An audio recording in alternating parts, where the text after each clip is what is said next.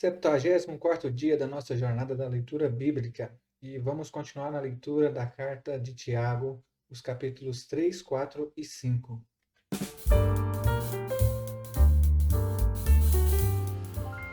Na nossa leitura de hoje, o apóstolo Tiago vai trazer a advertência, vai nos exortar a aproximar-nos do Senhor, e ele faz diversas advertências pelas quais nós devemos levar em consideração em nossa vida cristã. Vamos então à nossa leitura.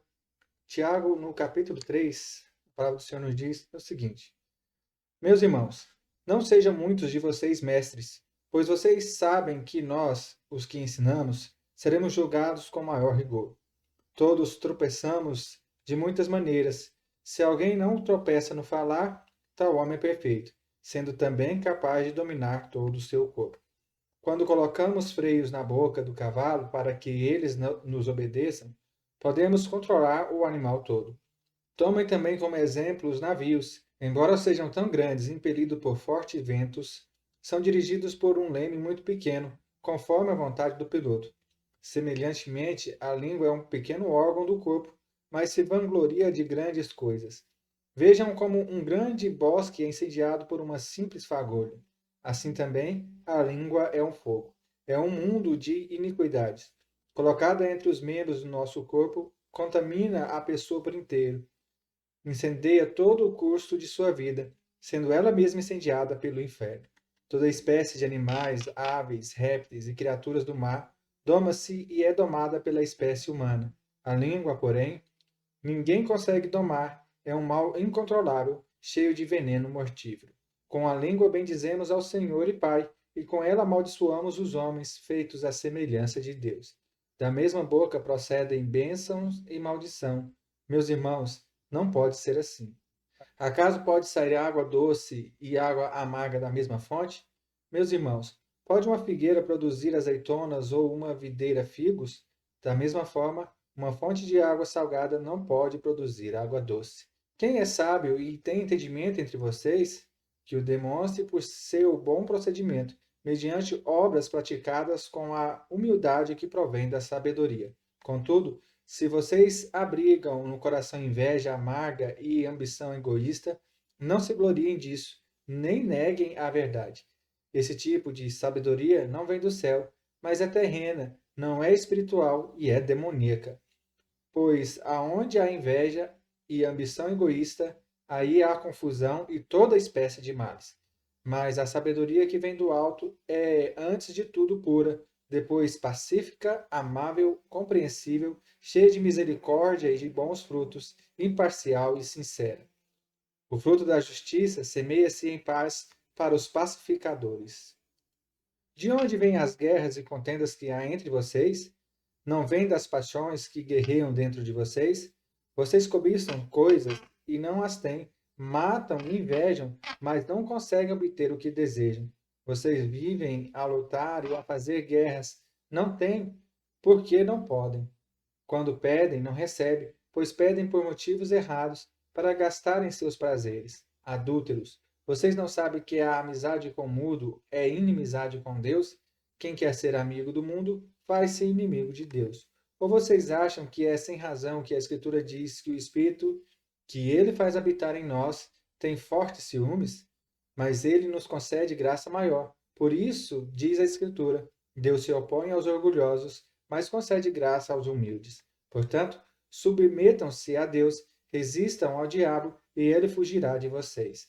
Aproxime-se de Deus, e ele se aproximará de vocês. Pecadores, limpem as mãos, e vocês que têm a mente dividida, purifiquem o coração. Entristeçam-se, lamentem e chorem. Troquem o riso por lamento e a alegria por tristeza. Humilhem-se diante do Senhor, e ele os exaltará. Irmãos, não falem mal um dos outros. Quem fala contra o seu irmão ou julga o seu irmão, fala contra a lei e a julga. Quando você julga a lei, não a está cumprindo, mas está se colocando como juiz. Há apenas um legislador e juiz, aquele que pode salvar e destruir. Mas quem é você para julgar o seu próximo? Ouça agora, vocês que dizem: hoje ou amanhã iremos para esta ou aquela cidade, passaremos um ano ali, faremos negócios e ganharemos dinheiro. Vocês nem sabem o que lhes acontecerá amanhã, que é a sua vida. Vocês são como a neblina que aparece por um pouco tempo e depois se dissipa. Ao invés disso, deveriam dizer: se o Senhor quiser, viveremos e faremos isso ou aquilo. Agora, porém, vocês se vangloriam de suas pretensões. Toda vanglória como essa é maligna. Pense nisso, pois quem sabe que deve fazer o bem e não o faz, comete pecado. Ouçam agora vocês, ricos, chorem e lamentem-se, tendo em vista a miséria que lhes sobrevirá. A riqueza de vocês apodreceu, e as traças corroem as suas roupas.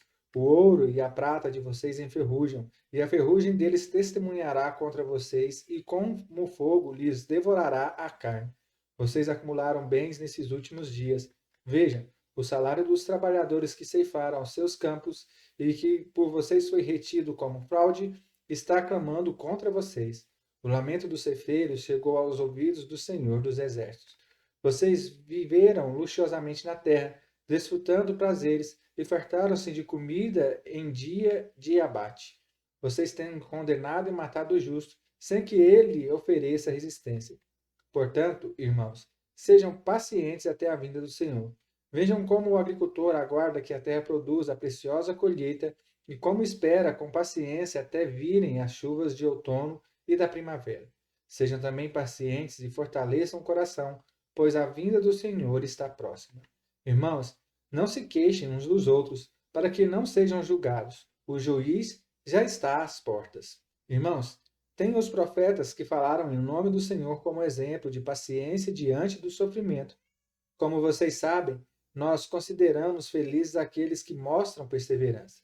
Vocês ouviram falar sobre a paciência de Jó e viram o fim que o Senhor lhe proporcionou. O Senhor é cheio de compaixão e misericórdia. Sobretudo, meus irmãos, não jurem nem pelo céu, nem pela terra, nem por qualquer outra coisa. Seja o sim de vocês sim e o não, não, para que não caiam em condenação. Entre vocês, há alguém que está sofrendo? Que ele ore. Há alguém que se sente feliz? Que ele cante louvores. Entre vocês há alguém que está doente? Que ele mande chamar os presbíteros da igreja, para que estes orem sobre ele e o unjam com óleo, em nome do Senhor. E a oração feita com fé curará o doente. O Senhor o levantará. E se houver cometido pecados, ele será perdoado. Portanto, confesse os seus pecados uns aos outros e orem um pelos outros para serem curados. A oração de um justo é poderosa e eficaz. Elias era humano como nós. Ele orou fervorosamente para que não chovesse.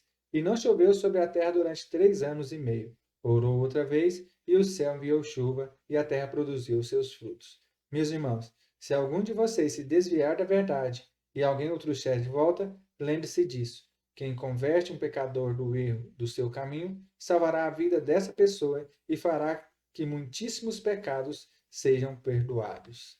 Aleluias! Glória a Deus, ensinamentos do apóstolo Tiago para as nossas vidas. Algo que me chama muita atenção é que às vezes nós colocamos nossa confiança somente em nós, na nossa força, no nosso trabalho. O apóstolo Tiago, no capítulo 4, ele fala assim que nós agimos como tolos quando nós falamos, olha, vou fazer isso, vou fazer aquilo, vou fazer tal negócio e vou ganhar dinheiro e coisas assim semelhantes. E ele compara a nossa vida como uma neblina, que assim que vem o sol, se dissipa. Ele nos ordena ou nos exorta a confiar no Senhor. E se o Senhor permitir, aí sim nós prosperaremos. E eu tenho certeza que quando nós colocamos a nossa dependência no Senhor, Ele nos fará prosperar. Que o Senhor abençoe o seu dia e nos vemos amanhã, no nome santo de Jesus.